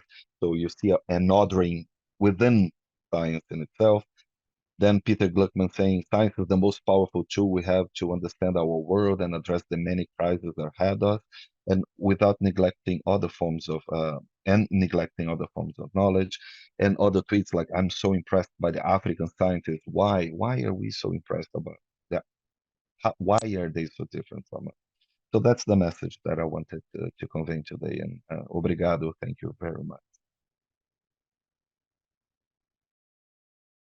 Thank you very much, Andre. And now we open our forum for questions from the audience.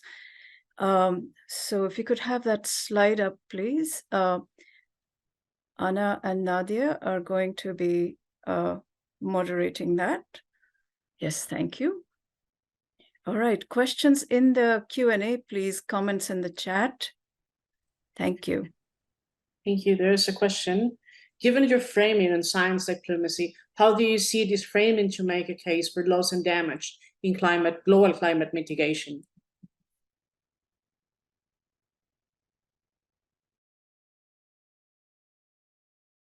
Thank you. Yes. So the way I see this happening, there are many provisions in many international treaties on monetary and non-monetary compensation and the sharing of that. And you see that they are not working, right? So a lot of money has been promised for Global South to enhance our capabilities, specifically in science and technology development. But it's not in the industry's best interest that we do that. But nobody's actually speaks about it. But researchers, especially from the social and humanities side, they have been publishing on what has been preventing us of, in fact, doing that. The grand excuse you will hear from Western folks is that there's a lot of corruption. But nobody's looking at the corruption that was actually born somewhere and how corruption came to be as it is as a colonial value as well. So the roots of all of those causes, and money being, the gear that moves the engine for absolutely everything, it's completely contradictory to sustainability as we know it, as our first speaker today just brilliantly highlighted. So yeah, I think that it has everything to do, especially if you talk about developmental, economic, and so on and so forth. So thanks for the question. Thank you, Andre.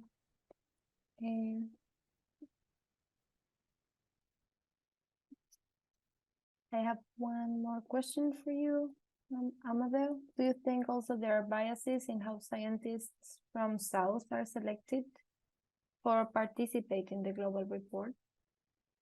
Not only the unbalanced, but also quality. Oh, yes, absolutely. And I'll give you by experience, right? I was the one suggesting the Brazilian researchers' names for the IPCC report on ocean sphere.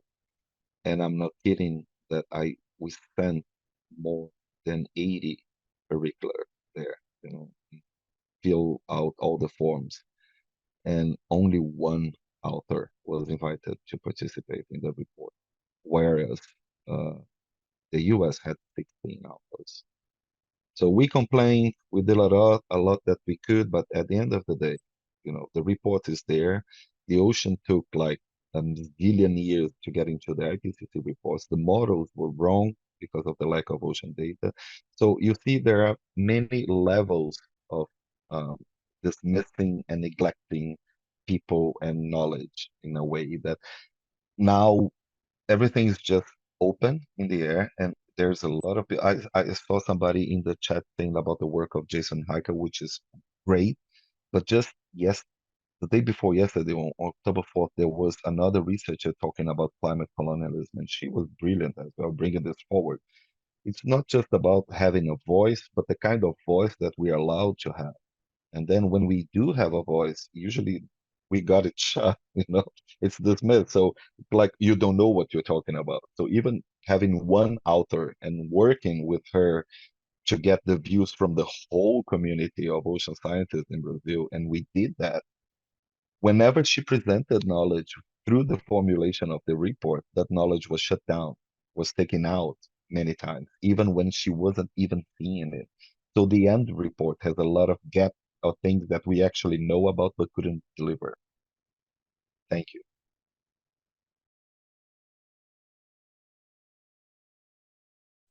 Thank you. There's a question from Jamin Tayeba. How do we deal with this sense of white supremacy of the West when we draw upon the paradigms of knowledge and what counts as knowledge? I think that's actually direct to your last comment. Thank you. Yes. So I think that I am a biologist by training, right? So when I was learning biology, nobody came to me and explained what epistemology was, basic philosophy of science, how we come to know what we know. And mostly because I think that my professors and tutors, supervisors, they had no idea because they also weren't trained on that. So when I turned to the social sciences, very recently, actually, I was beaten up by learning a lot of things in a completely different world. So when you talk about epistemology, which means how we come to know what we know, what is knowledge, who defines what knowledge is, you start seeing that there are epistemes or units of knowledge that surpass all of us. So there isn't actually a white supremacy, but there is a dominance in the discourse.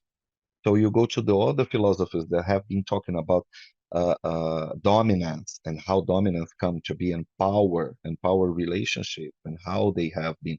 And from my perspective as a Latino, as a Brazilian, it all goes down to colonial rule and how that kind of value was perceived. Like the difference, many indigenous people in Brazil don't have the role of the father and the mother, for instance.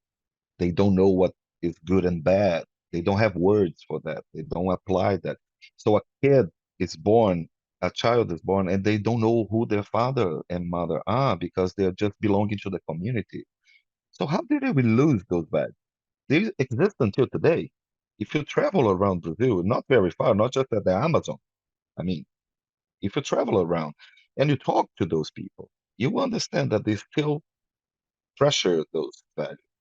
So those values are out there, and I can only speak by my own experience and reality, but I'm pretty sure same applies in Africa, Asia, even in the western parts of eastern parts of Europe. There's a bulk of knowledge. So there isn't a white supremacy in a sense that we let that happen because we just follow the dominant discourse. But we should absolutely stop that right now.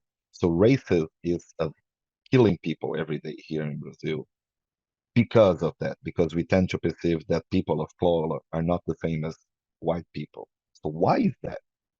Why we keep doing that? Why do we keep leveraging that? And of course, we cannot speak of that without speaking about democracy and the systems that we are living now. So I'm terrified for my kids and my grandchildren with the rise of the far right and their discourse of hate and killing people. It seems so much like an imperial rule again. So yes, I think that we should be like Ezomezo says. We should be looking at us as, one entity, one global entity that has differences, and we should respect those differences at the local level. Thank you.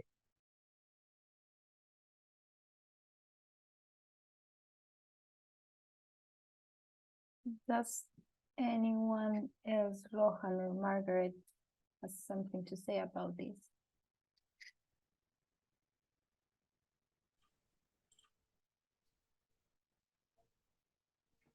Oh, I just wanted to, of course, respond to, I think, the point that Vandana was making about asking me to perhaps reflect a bit about right-wing appropriation of the decolonization agenda. And it's very interesting. I mean, the two things, I think in the South Asian situation, I think it's slightly different, or maybe it's not so different, but I know the South Asian scene perhaps a bit more with some kind of first-hand experience than perhaps other parts of the world.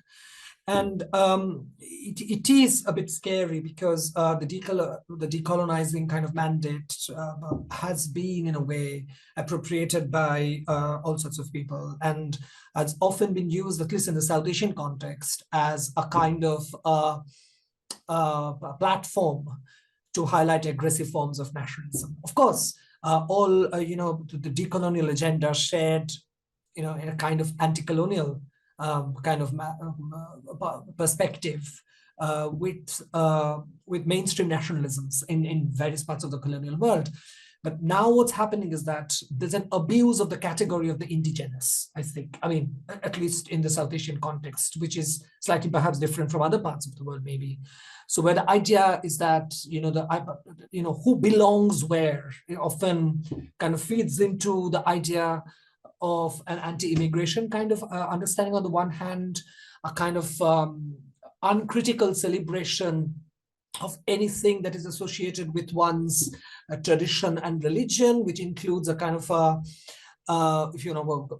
condoning of certain traditional biases in majoritarian national sort of religious majoritarian kind of context, such as the caste system, such as exploitation of the religious minorities, etc. So one has to be very careful. I'm sure, of course, Vandana is aware of this as much as I do, of creating a language of decolonization that is, I guess, simultaneously critical of the past as it is of the present. By that, I'm saying that one needs to be perhaps a bit more explicitly critical of colonialism, but also post-colonial, certain forms of aggressive forms of post-colonial nationalism. So I think for me, both these critiques, of course, go hand in hand and needs to be articulated together, unless otherwise there would be, there's a danger that much of the radicalism and much of the kind of criticality within the decolonial agenda might be misappropriated.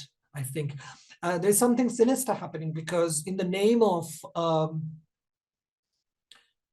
this shared understanding of highlighting the interests of the indigenous groups, there have been certain sort of leaders in the decolonization agenda who accidentally, I'm pretty sure unaware perhaps, have endorsed the books of certain right-wing propagandists in South Asia. So there is that line which perhaps needs to be, in a way, very carefully critiqued by us. I'm pretty sure this is common knowledge now. And I think this sort of meeting, I guess, would go a long way in helping us kind of making sure that decolonization as an agenda is used for the right purposes. Anyway, yeah, I should stop there, I guess.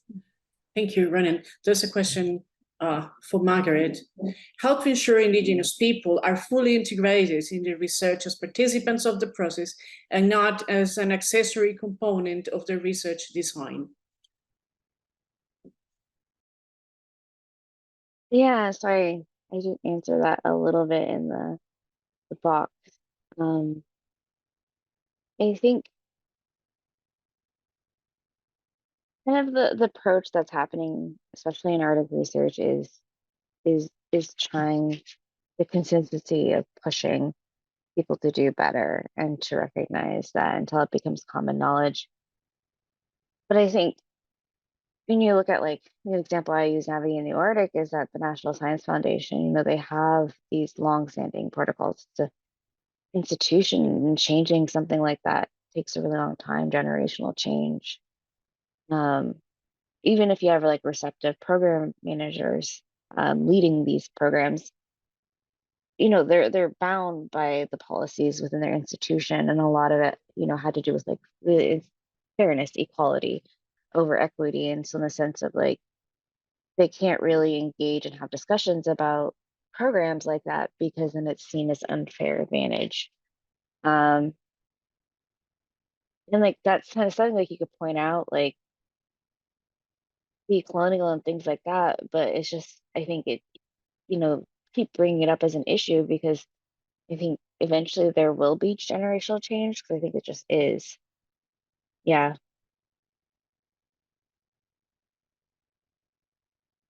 And I think it kind of made me think a lot about, especially listening to other people speak, is just like the burnout effect of people in this position doing this work. Especially people who are Indigenous, Arctic Indigenous people.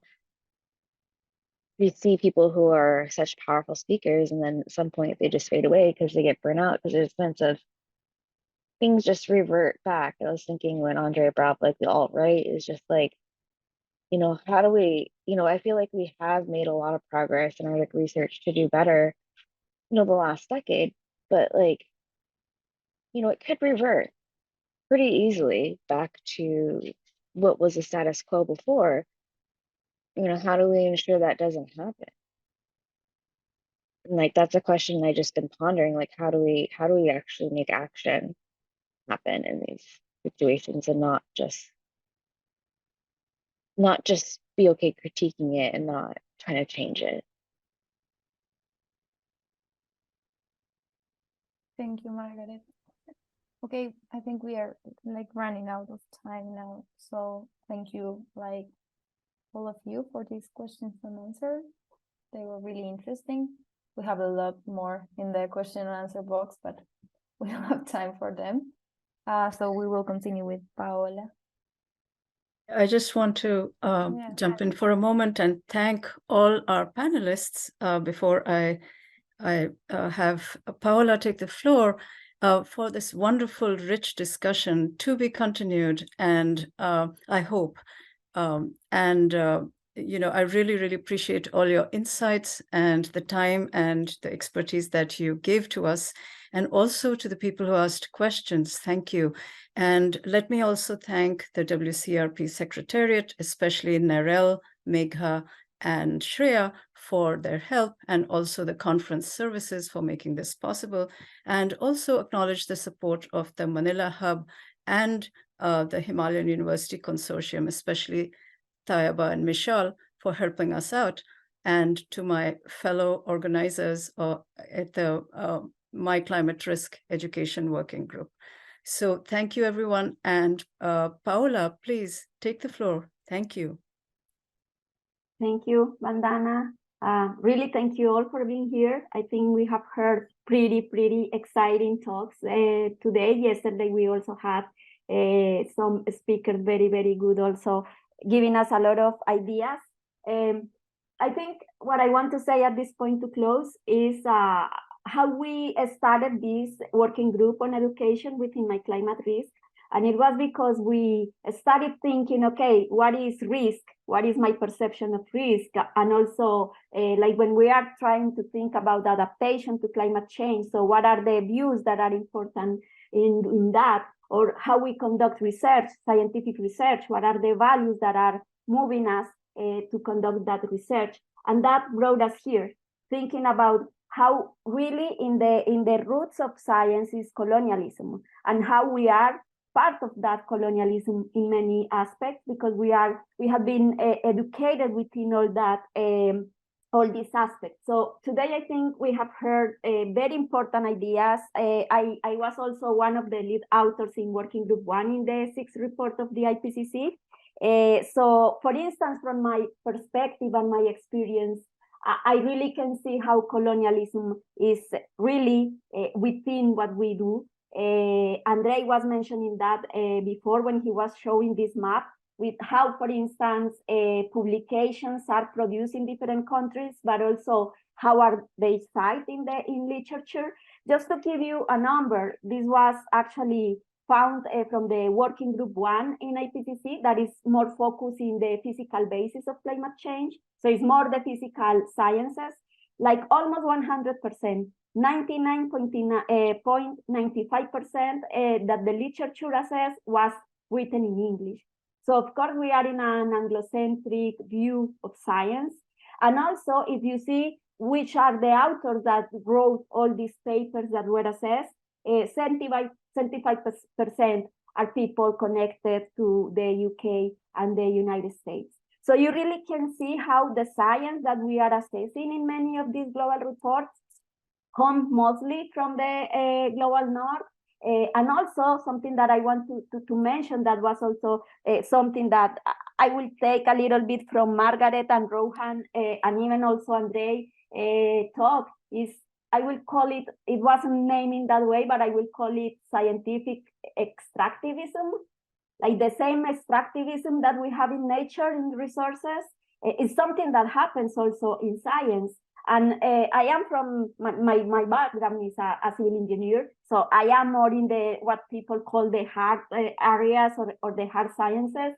But I can see that also happen in other sciences like social sciences, human sciences, like how we do extractivism or how we suffer also extractivism at the end to comply for the benefits of other type of communities. And that was something that Yamina was calling into attention, particularly in the mitigation scenarios and in general in the mitigation strategies.